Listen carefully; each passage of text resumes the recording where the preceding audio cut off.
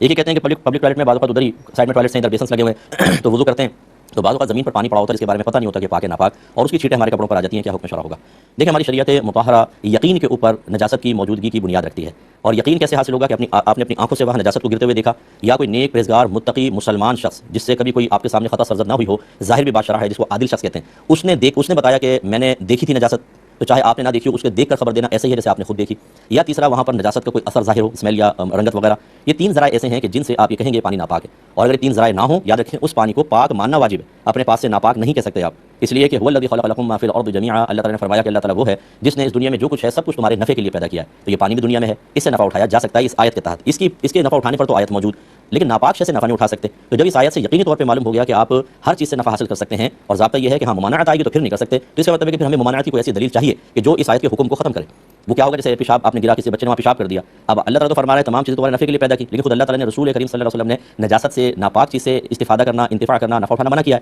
اب آپ نے آنکھوں سے دیکھ لیا، اس سے بھی آپ کو ناپاکی کا یقین حاصل ہوا، اس سے پاکی کا یقین حاصل ہوا تھا، یقین کو زائل کر سکتا ہے، لہٰذا ناپاکی والی دلیل جو آپ نے دیکھی ہے فوقیت پائے گی اور اس کو ہم چھوڑ دیں گے، لیکن آیت سے تو کسی پانی کے پاک ہونے کا یقین حاصل ہو رہا ہو، اور آپ کے پاس جواب میں یقینی دلیل نہ ہو، صرف گمان، یا ہو سکتا ہے کوئی ناپاک گندا پاؤں لے آیا ہو سکتا ہے ناپاکی گری ہو، تو گمان یقین کے مقابل نہیں آ سکتا اور الیقین لا یزول بالشک، یہ بڑا زبردست ضابطہ ہے، تو لہٰذا آپ نظر انداز کر کے چھینٹیں آ بھی گئیں تو اس کو پاک ہی تصور کریں گے، آپ وہاں وضو کر سکتے ہیں۔